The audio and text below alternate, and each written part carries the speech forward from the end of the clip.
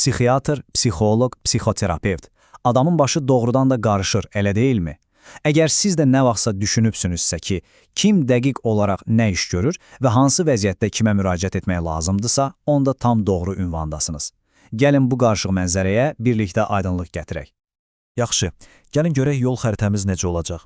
Əvvəlcə, bu mütəxəssislərin kim olduğunu anlamaq üçün əsas qaydanı öyrənəcəyik. Sonra, tibbi və psixoloji sahənin mütəxəssislərinə ayrı-ayrılıqda baxacağıq və nəhayət, ən vacib sualı cavablandıracağıq. Bəs sizin üçün doğru mütəxəssis kimdir? Yaxşı, başlayaq. Bütün bu fərqli peşə adlarını biri-birindən ayırmaq üçün ilk növbədə hansı sualı verməliyik? Bilirsiniz, elə bir açar məqam var ki, hər şeyi, həqiqətən də hər şeyi sadələşdirir. Bəli, çox güman ki, sizin də ağlınızdan bu sual keçib. Fərq nədir axı? Onsuz da hamısı eyni işi görmür ki. Cavab əslində qəti bir xeyirdir. Gəlin indi bu peşələr arasındakı həlledici fərqləri bir-bir aydınlaşdıraq. Və budur o açar məqam. Hər şey bir sualın ətrafında fırlanır. Bu mütəxəssisin tibb təhsili var, yoxsa yox? Bax, bu qədər sadə.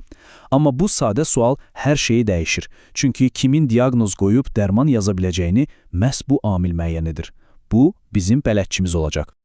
Elə isə gəlin ilk qrupla, yəni tibb təhsili olanlarla, başqa sözlə, zehnimizin həkimləri ilə başlayaq. Psixiatr. Bu sözü yəqin ki, hamımız eşitmişik. Psixiatr hər şeydən əvvəl bir həkimdir. Yəni, o, universiteti bitirib, sonra da psixiatriya üzrə ixtisaslaşıb. Onun əsas işi nədir? Ciddi psixi xəstəlikləri, yəni patologiyaları diaqnoz etmək və əsasən dərmanlarla müalicə etmək. Yəni, söhbət şizofreniya, ağır depressiya kimi ciddi vəziyyətlərdən gedirsə, doğru ünvan psixiatrdır. Onun əsas aləti farmakoterapiya, yəni dərman müalicəsidir. Məqsəd simptomları nəzarətə almaq və yüngülləşdirməkdir. İndi gəldik psixoterapevtə və burada diqqət, söhbət tibbi psixoterapevtdən gedir. Bu çox vacib bir detaldır, çünki bu o deməkdir ki, bu insanda ilk növbədə təhsilli bir həkimdir. Yaxşı, bəs psixiatrla tibbi psixoterapevtin fərqi nə oldu? Baxın, psixiatr daha çox diaqnoz və dərman müalicəsinə fokuslanır. Tibbi psixoterapevt isə sanki hər iki dünyanın ən yaxşı tərəflərini birləşdirir. O da dərman yaza bilir, amma eyni zamanda danışıq terapiyası ilə məşğul olur. İnsanlara gündəlik həyatlarındakı problemlərin öhdəsindən gəlməkdə kömək edir. Beləliklə, tibb təhsili olanları aydınlaşdırdıq. İndi isə gəlin ikinci böyük qrupa keçək, psixoloji mütəxəssislərə. Və burada artıq oyunun qaydaları tamamilə dəyişir. Niyə? Çünki bu mütəxəssislər həkim deyillər. Və bu qrupun ilk nümayəndəsi klinik psixoloqdur. Baxın, bu çox vacib bir məqamdır.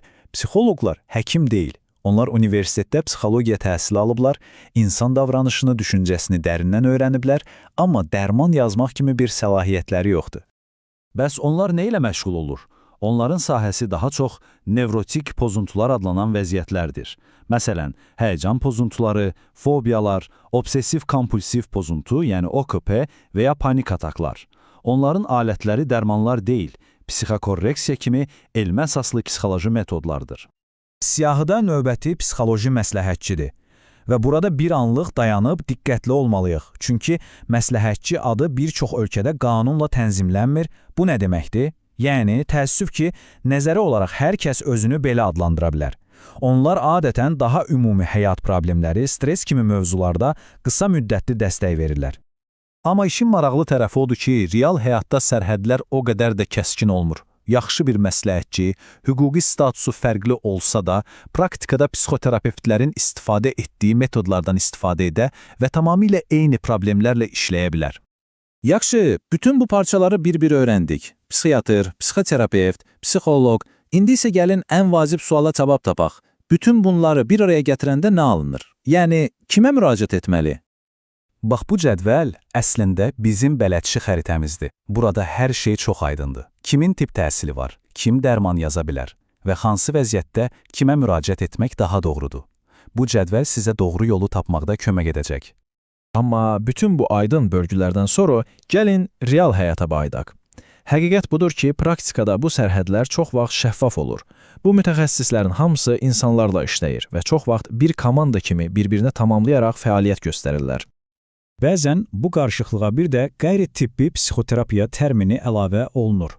Bunu da aydınlaşdıraq, bu rəsmi, qanunla qorunan bir peşə adı deyil. Bu sadəcə bir daha onu göstərir ki, həlledici məsələ həkim lisenziyasının olub-olmamasıdır. Və bu bizi çox vacib bir hüquqi məqama gətirir. Unutmayın, bir çox ölkədə tibb təhsili olmadan özünü psixoterapevt adlandırmaq sadəcə səhv deyil. Bu qanunsuzdur, hətta cəzalandırıla bilən bir hərəkətdir. Deməli, bu adlar sadəcə söz yığını deyil, onların ciddi hüquqi əhəmiyyəti var. Yaxşı, bütün bunlardan çıxaracağımız nəticə nədir? Ən vacib məqam budur. Ən yaxşı mütəxəssis deyə bir şey yoxdur. Sizin üçün doğru mütəxəssis var.